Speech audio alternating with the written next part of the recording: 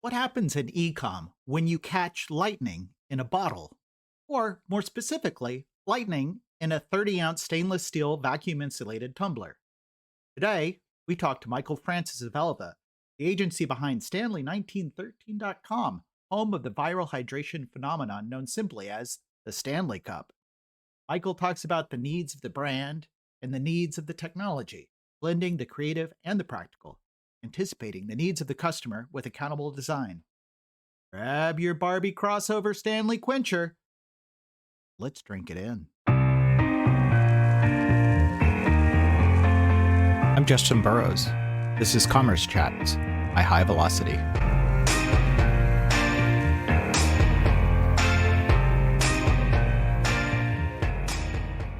Hi, this is Justin Burrows. I'm welcoming Michael Francis, the Executive Creative Director at Elva.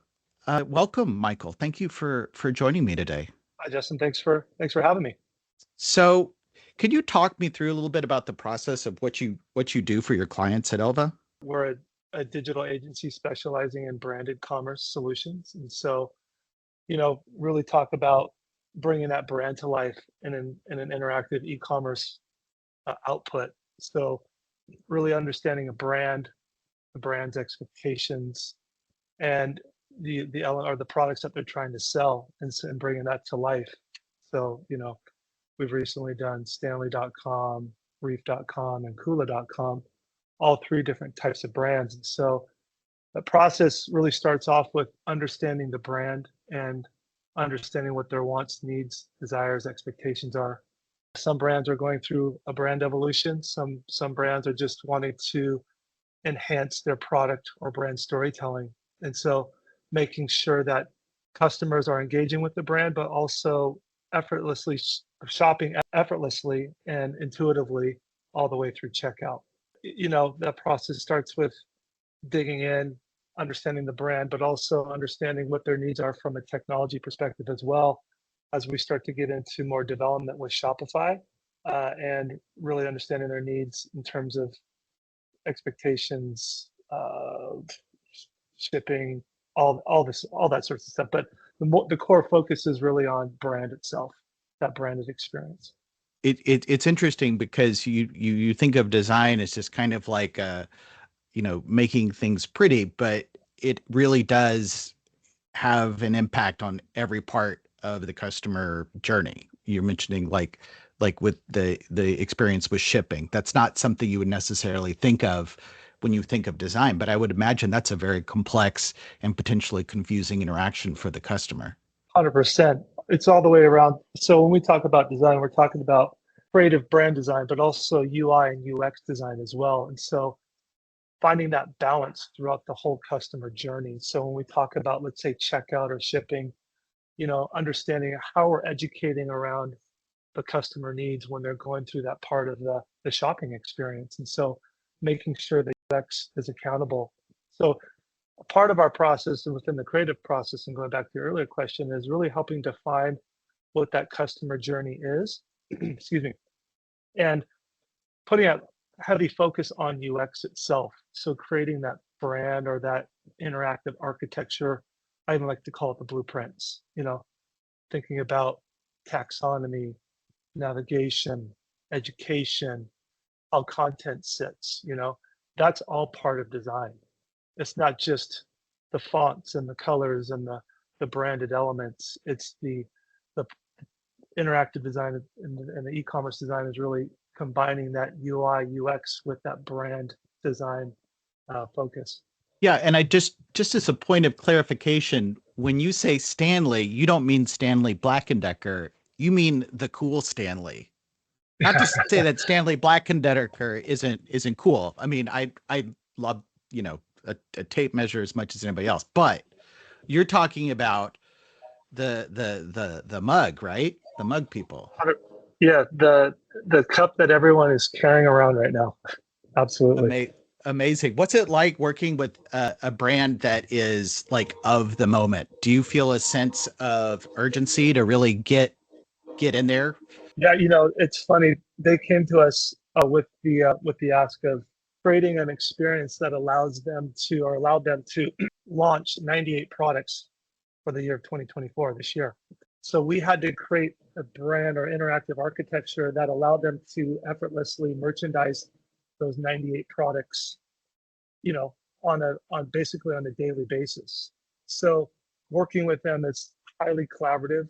We act as an extension to our clients' teams. And again, going back to understanding their expectations, their needs, their business needs, and making sure that their merchandising capabilities are on brand, have that emotional aspect to the brand, but also are meeting their needs from a business perspective in terms of promoting their new merchandise, promoting campaigns, and figuring out how that's going to roll out with them. So it's been a great journey, and we continue to work with them to this day. That's amazing. I always like projects like that. I think it's because I'm deadline oriented, but it's like we got to put on a show to save the orphanage and we got to do it by June, and then everybody kind of focuses up. I feel like right now in e-commerce, there's a lot of very established, I don't know what you call them, design patterns, page patterns, like your product detail page, product listing page. You're talking about shipping, cart and checkout. There are certain familiar patterns that kind of get used over and over. Do you see those as a useful foundation? Do you see them as a yoke? How do you work with these old saws of e-commerce design? Totally. They are a foundation. They always start off in terms of, because that's what everybody knows and is familiar with.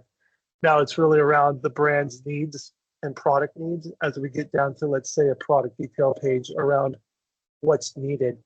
I know you get into a lot of subjectivity around, how a page is laid out, but really the primary kind of best practices around a page, like a product detail page, is making sure the add to cart button is visible, content around diving in, around details of that product, et cetera. So yes, there are best in practices, type of foundational elements. But again, going back to, it really depends on the brands and how far they want to push it, or how far they want us to push it, and to take it to, let's say, a more of a innovative or inventive approach.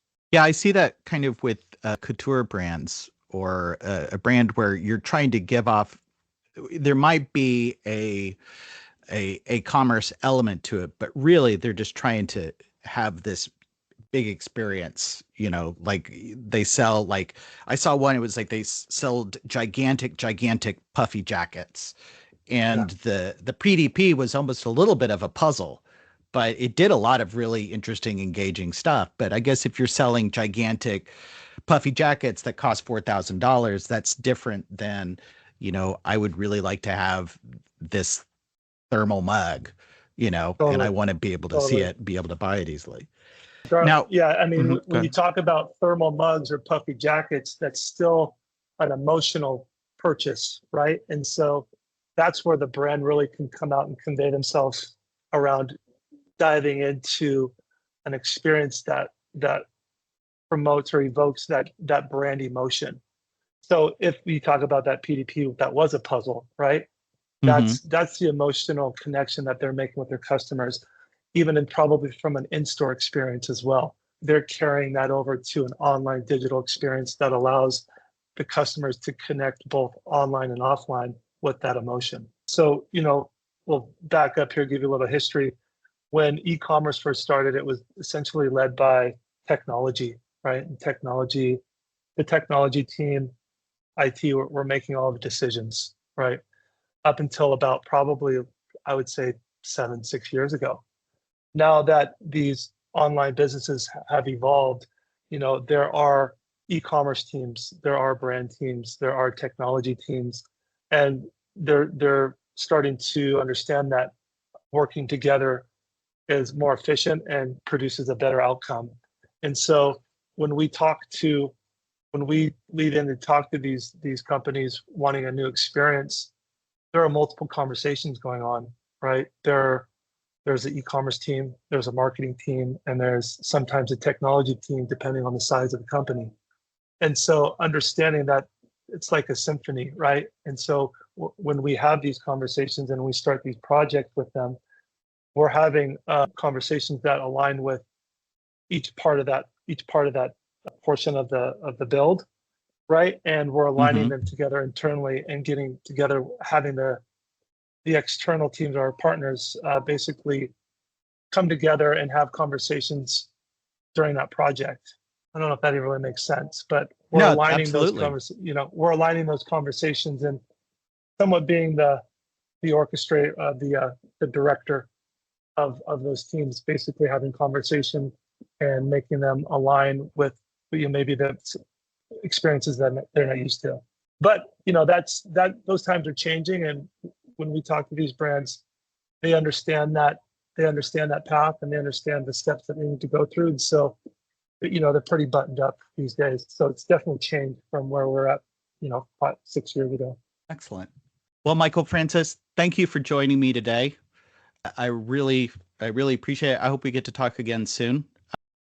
Brought to you by High Velocity, enterprise front-end app for your commerce stack. Faster performance, faster development, faster launch, faster change, all with one cost of ownership. Speed and direction. High Velocity. That means fast.